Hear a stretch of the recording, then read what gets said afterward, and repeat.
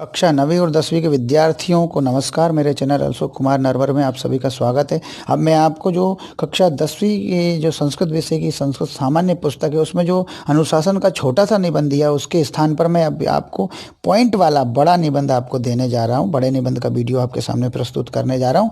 ये निबंध क्योंकि शब्द सीमा में अधिक है इसलिए नंबर अधिक मिलेंगे, इसलिए इस वीडियो को आप लोग ज़रूर देखिएगा। आपसे बड़ा निवेदन है, बार बार आपसे आग्रह है कि आप लोग इस वीडियो को जरूर देखें।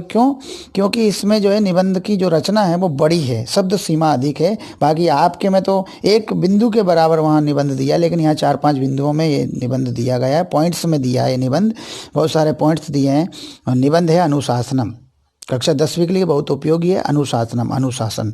विनयस्य महिमा, विनय की महिमा बताइए पहले। प्राचीन संस्कृत साहित्य विनयस्य महिमा बहुशः वर्णितः दृश्यते। प्राचीन संस्कृत साहित्य में विनय की महिमा, विनम्रता की महिमा बहुत जगह वर्णित या बहुत जगह वर्णन उसका मिलता है। अब अनेक स्थानों पर उसका वर्णन मिलता है, विनय की महिमा का, विनम्रता की महिमा का वर्णन मिलता है।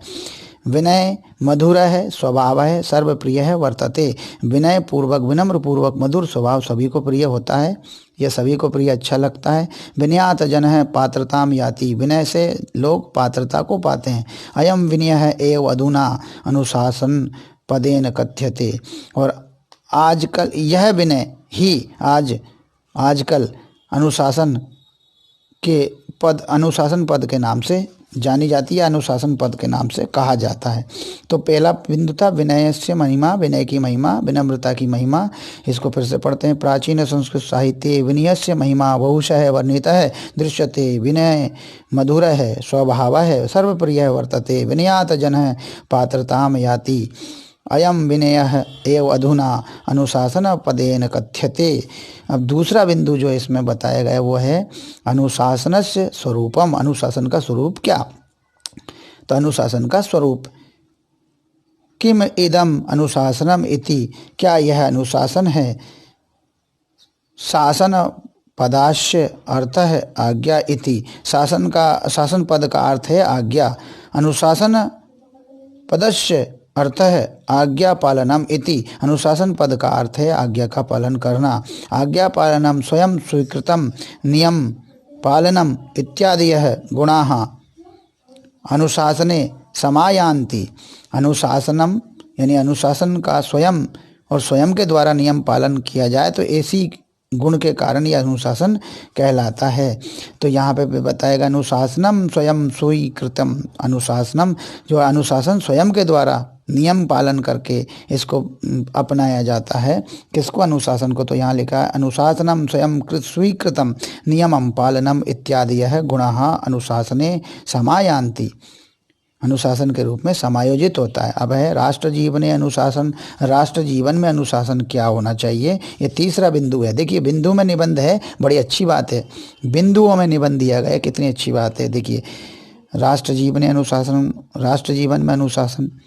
वयम भारतीयाः स्वतंत्र राष्ट्रस्य नागरिकाः स्म, हम सब भारतीय स्वतंत्र राष्ट्र के नागरिक हैं। हम सब भारतीय जो हैं वो स्वतंत्र राष्ट्र के नागरिक हैं। वयम भारतीयाः स्वतंत्र राष्ट्रस्य नागरिकाः स्म। अस्माकं एकम संविधानम अस्ति, हमारा एक संविधान है। अस्माकं एकम संविधानम अस्ति, हमारा एक संविधान है। तत्र नागरिकैः अनुवर्तनीयाः बहवः नियमाः सन्ति, और यहाँ नागरिकों के लिए बहुत सारे नियम दिए गए हैं। यह नियमों का वर्णन किया गया है किसमें, संविधान में। आगे लिखा अनुशासित नागरिकस्य इदम कर्तव्यम, यहाँ पर अनुशासित नागरिकों के कर्तव्य दिए गए हैं। अनुशासित नागरिक का यही कर्तव्य है कि, देखिए यहाँ पर अनुशासित नागरिकस्य इदम कर्तव्यम इत अस्ति, यत माने कि, अनुशासित नागरिक का यही कर्तव्य है कि सह स्व संविधानम स्वीकृतवान नियमान पालयत, वह अपने संविधान को स्वीकार करते हुए नियमों का पालन करे। वह अपने संविधान को स्वीकार करते हुए नियमों का पालन करे। यदि सह तथा करोति तदा तस्य देशः समुन्नतिम करोति, यदि वह ऐसा करता है, तथा माने ऐसा करता है, तब यदि वह ऐसा करता है तो तब उसका देश उन्नति कर देगा। यह उन्नति करता है। यदि वह ऐसा करता है तो उसका देश उन्नति करता है। यदि सह तथा करोति तदा तस्य देशः सम उन्नतिम करोति। यदि वह ऐसा करता है तो उसका देश उन्नति करता है। यदि सह अनुशासनहीनता प्रदर्शयति, यदि वह अनुशासनहीनता को प्रदर्शित करता है, तदता राष्ट्र जीवनम संकट उत्पन्नम जायते, तब वह राष्ट्र जीवन में संकट उत्पन्न करता है, या वह तब राष्ट्र जीवन में संकट उत्पन्न हो जाता है। कब? जब वो अनुशासनहीनता का प्रदर्शन करता है। कौन? यहाँ का नागरिक। चलिए, विद्या ददाति विनयम, ये एक और बिंदु है। किसके लिए? अनुशासन के लिए। विद्या ददाति विनयम अधुना गुरुकुलेषु विश्वविद्यालयेषु, अधुना गुरुकुलेषु विश्वविद्यालयेषु छात्राः विद्यां तु लभ्यन्ते परम विनयम न प्राप्नुवन्ति, परम विनयम ना प्राप्नुवन्ति। आजकल गुरुकुल में और विश्वविद्यालयों में छात्र विद्या तो पाते हैं, लभन्ते माने पाते हैं, परंतु विनय प्राप्त नहीं कर सकते, विनय प्राप्त नहीं करते हैं। कौन? विद्यार्थी। इसलिए अगले क्या? आधुनिकी शिक्षा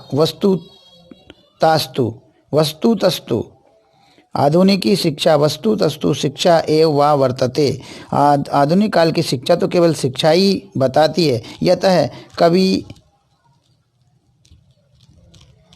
कवि नोक्तम यत विद्या ददाति विनयम, कवि नो उक्तम, तो यति मैंने कहा है कवियों ने कि विद्या ददाति विनयम, विद्या विनय देती, या विनयम ना ददाति स कीदृशी विद्या, और जो विनय नहीं देती वो किस प्रकार की विद्या। या विनयम ना ददाति स कीदृशी विद्या, जो विनय नहीं देती वो किस प्रकार की विद्या, वो तो किसी प्रकार की विद्या है ही नहीं है। फिर आगे लिखा है अनुशासन से शिक्षा बिना कीदृशी विद्या, अनुशासन की शिक्षा के बिना किस प्रकार की विद्या, कोई प्रकार की, किसी भी प्रकार की, किसी काम की विद्या नहीं है। अनुशासन से शिक्षा बिना कीदृशी विद्या, अनुशासन की शिक्षा के बिना किस प्रकार की विद्या, किसी प्रकार की, किसी काम की विद्या नहीं है। अनुशासन के बिना जो शिक्षा दी जाएगी वो किसी प्रकार की शिक्षा या विद्या नहीं है। छात्र जीवने अनुशासन से शिक्षणम, शिक्षणम यहाँ सी लिखा है, शिक्षणम। देखिए, छात्र जीवने शिक्षणम, अनुशासन से छात्र जीवन में अनुशासन की शिक्षा।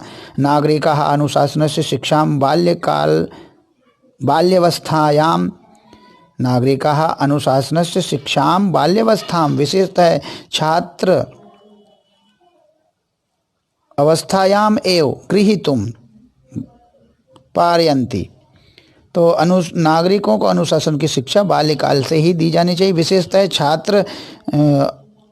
छात्रावस्था में ही ग्रहण करनी चाहिए या दी जानी चाहिए। क्या? अनुशासन की शिक्षा। तो नागरिकाः अनुशासनस्य शिक्षायां बाल्यवस्थायां विशेषतः छात्रावस्थायां एव ग्रहीतुम करने के लिए, पारयन्ति पाना चाहिए, है ना। यदि शासनम स्वदलस्य मोहम परित्यज्य, यदि शासन अपने दल का मोह त्याग कर विद्यार्थीनां सम्मुखम स्वकर्तव्यपरायणतायाः